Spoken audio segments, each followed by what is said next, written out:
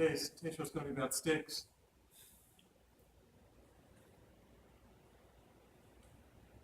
As you'll see, these are real Zen koans that mess up your whole mind.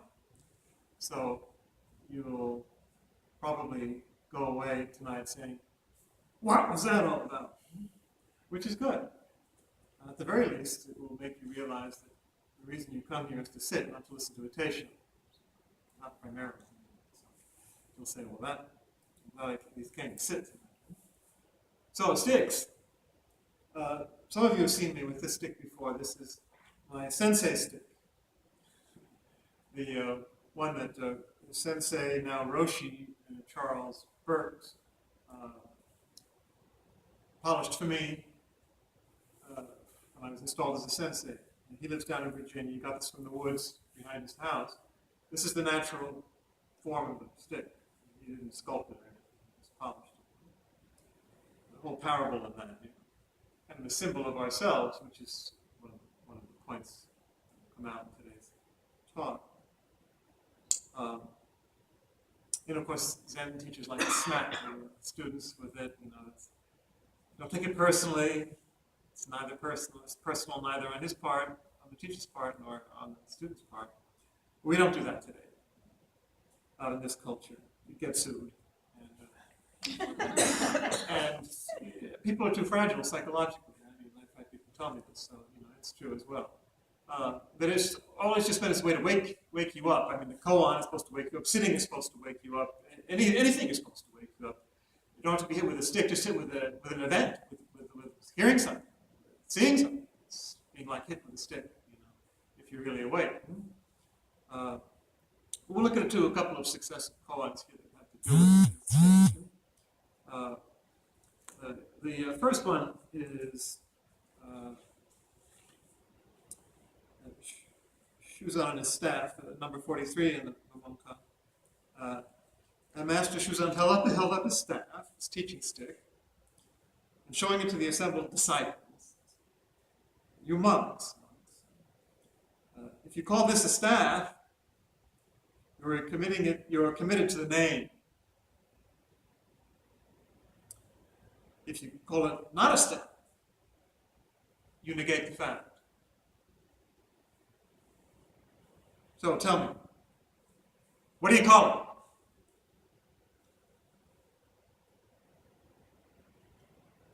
And if there's an existential realization, then it's clear, but otherwise you're caught in your typical dualistic mind. Is it or not? Yes or no? Name it or not name it?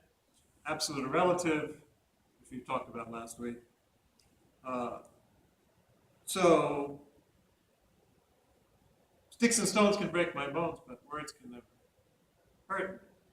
Remember that jingle? If you're old enough, you do. Stick, the teacher stick can, as the masters say, kill you or give you life. Kill you, taking away the name, taking away everything, and then giving you life by the same token. Dying and rising. But words can hurt. And not just in the obvious sense of an insult can hurt you, but a name, any word that you cling to can hurt you because it will stop you from getting to the existential reality, the lived essence behind the name. Even your own, especially your own name, can hurt you when you cling just to your worldly name. I think that's really you. That's another whole teisho. But that's the first point that Shuzan is making. If you call this by a name, then you're limiting it. This is really a stick? Well, wow! It's so much more than that. If you just get away from the name, don't cling to it. But on the other hand, in the relative world where we have to live, where Zen reminds us we have to live, it is a stick. What else? It's a very similar koan a few times earlier, as the commentators point out, when the master puts a water pitcher in front of his disciples and says, "What do you call this? Is it a pitcher or is it not?" It's the same kind of idea. Same kind of existential dilemma which you have to face. So that's the dilemma, because it is, after all, so much more than anything we call it. A good clue to this is another koan in the Blue Cliff record, which I love very much, where Master Yunmen throws down his staff, and it turns into a dragon. Or, at least he says, this staff is a dragon, which swallowed up the whole universe. Where are the mountains and rivers and trees? Right here! It's a dragon, which is a symbol of enlightenment, of entirety, and fullness. Swallowed up the whole universe. Because the whole universe is right here. That's why it's not just a stick. This is the whole universe.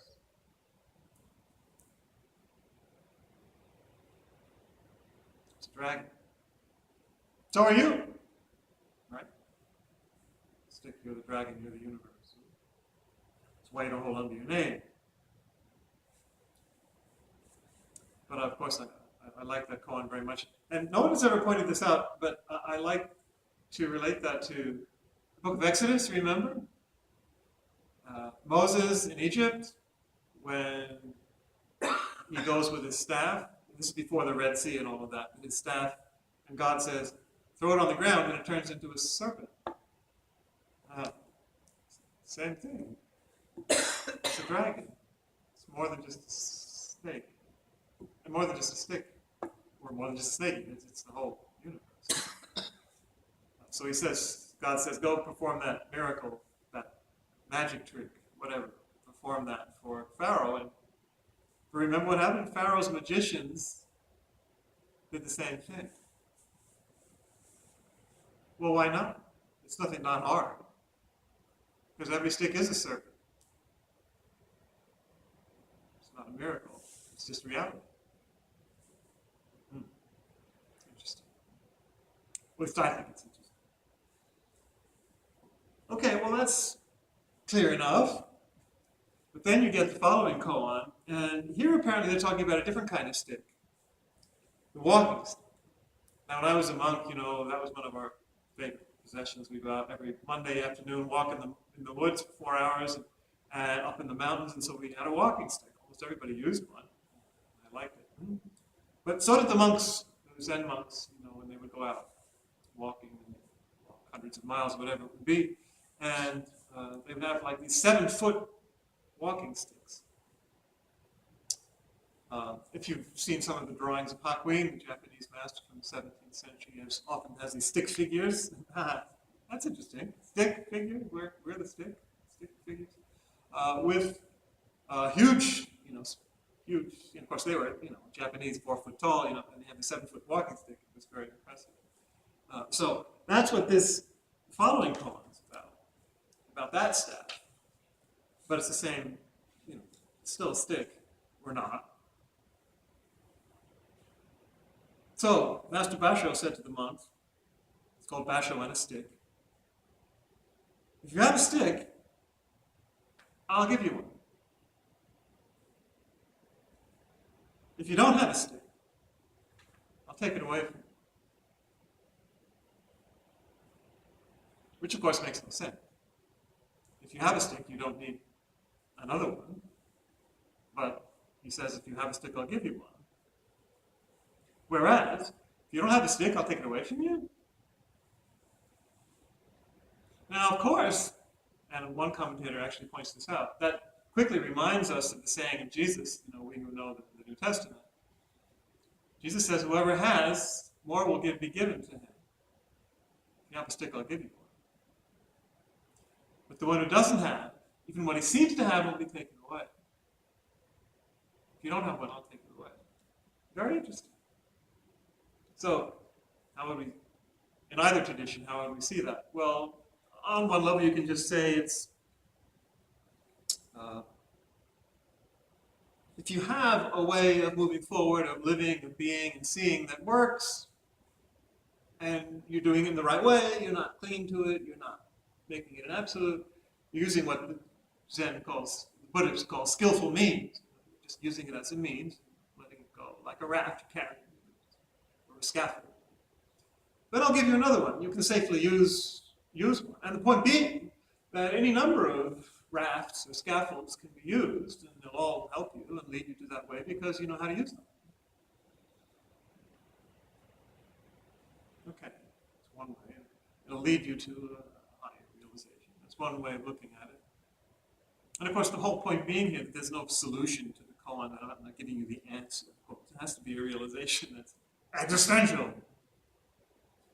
But then, whatever even the one who doesn't have, even what he seems to have, will be taken away. Well, I take that when I preach on that as a priest. I say, well, if you're really giving of yourself, that love that you pour out, you'll get more love, not just from them, but from God. You'll just keep repaying itself, paying it forward, as they say. Whereas if you cling to your supposed holiness and you're only worried about your own spiritual bank account and all this stuff, even what you seem to have will wither away. Now in Zen, you might take it, well, I mean, the same thing could apply in terms of compassion in the world, or not. But you could also take it in terms of clinging to the absolute, what we talked about the past couple of weeks. You're clinging to the absolute. So if you don't have anything, nothing, emptiness, I'll take it away from you because it's dangerous. So if you have nothing in the sense of nothingness, emptiness, and you have it, I'll take it away because you're clinging to that. And that's what some of the commentators point out too. If you cling to emptiness, then you need to have it taken away from you. But it can become kind of a battle of words or concepts until you actually experience what it's all about. Albert Lowe, who's Montreal Roshi, often brings in Christian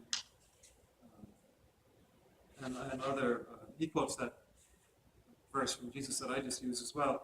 Then he quotes, and I've used this in some of my lectures right here in this room in August. He quotes T.S. Eliot, East Coker, who was himself quoting St. John of the Cross, and you might know this.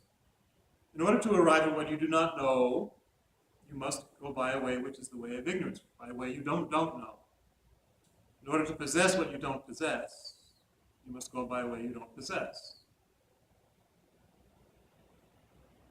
In order to arrive at what you are not, you must go by a way in which you are not. So you can't cling to anything, none of the positive ways or names or anything, none of the sticks. But you can't cling to the no sticks either. It's complete dispossession, complete not knowing, complete not being. That's why he says, well, we must not cling to this not knowing either. And that's pretty subtle. You say, oh, I have nothing. And how glorious it is having nothing. Well, you're clinging to it. You have to be able to come into the ordinary world, call it a stick, but not be attached. And you have to experience that. To illustrate the point, he has this wonderful little exchange by my favorite Zen teacher, Zen master Joshu, the 9th century Chinese master. On this point, if you do not have a stick, I'll take it away from you. Someone asked Joshu, if there is nothing at all, what then? So we've got the nothing, now what? Joshu said, throw it out. If you've got nothing, then throw that out. Of course, the guy says, what if there's nothing? What if there's nothing to throw out? No, he's not getting it. So Joshu says, okay, carry it out.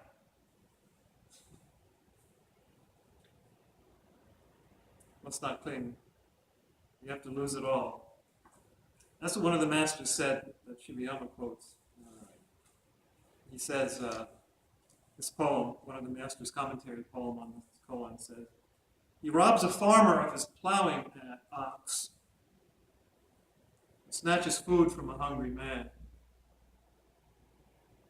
Yeah, you got to go by the way, but you're entirely dispossessed. No matter how hungry you are, you got to take the food away, you can't have anything. So with a stick, the master gives you severe blows of compassion. And there's those beatings again. It's compassionate, beating you to dispossess you of everything, including the nothing. Take the food from a hungry man. He leads you to real emancipation, he says, by taking away from you what is most important to you and most inseparable from you. Abraham has to sacrifice Isaac if you want. But the point being, you discover it's not really you, and it's not that inseparable from you. It all comes back to you in a different form when you let go.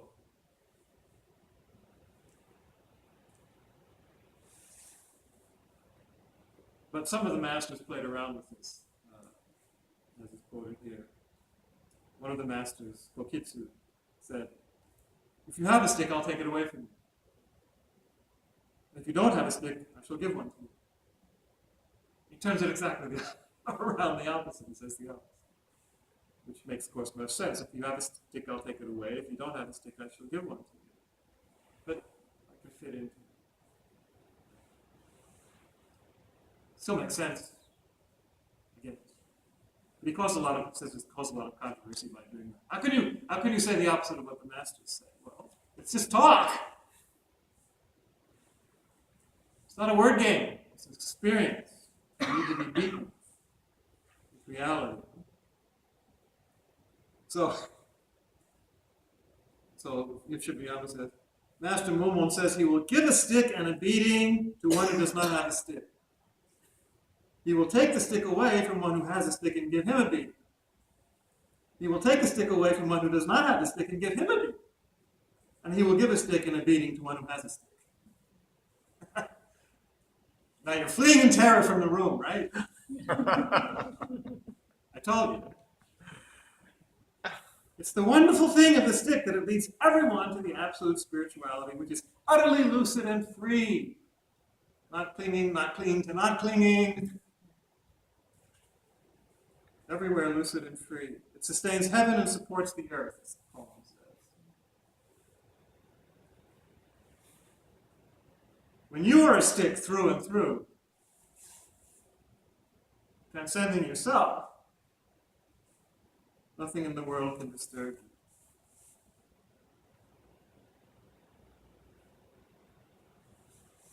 So let go of everything, including the letting go, and you really be free.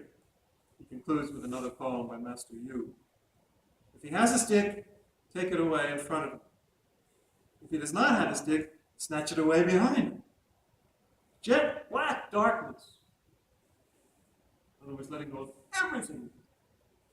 Jet black darkness emits light. These paradoxes. What a spectacle, it says. It strikes and opens hundreds and thousands of gates. Everything is opened up. It's lucid and free. So he concludes by saying, in the last line, Master Yu thoroughly and most pertinently describes the wonderful working of the stick.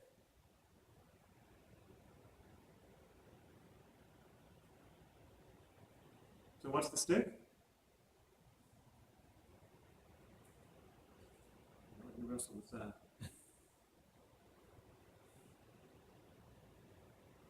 So I'll do the preceding koan just to give you something to chew on. Or not. You had enough? You want more?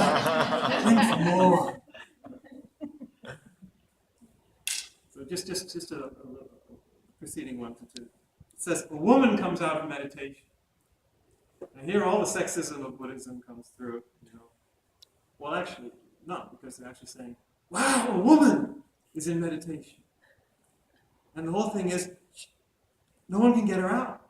She's so focused and so concentrated. Manjusri, the god of wisdom, the bodhisattva of wisdom, he can't wake her up. And the Buddha says, well, you can't do it. So the highest, wisdom up here, the detached, emptiness, wisdom, pure wisdom cannot wake a woman up because a woman is down in the concrete. So it's not empty, absolute or emptiness versus the material, absolute and relative. you have a stick, I'll give it to you. If you don't, I'll take it away from you. So Manjushri can't wake her up. The stick has been taken away from Manjushri. The woman has a stick and she's using it. She's using it well. And so it finally says that Momyo, a bodhisattva who is 1,200,000,000 countries below Manjushri, he emerged from the earth, not up in the heavens. Walked up to the woman, snapped his fingers, and she woke up. She's down on that concrete level. So it's not a war between transcendent and immanent, emptiness and form. You just have to wake up. True stick. So, I stuck it to you. That's it.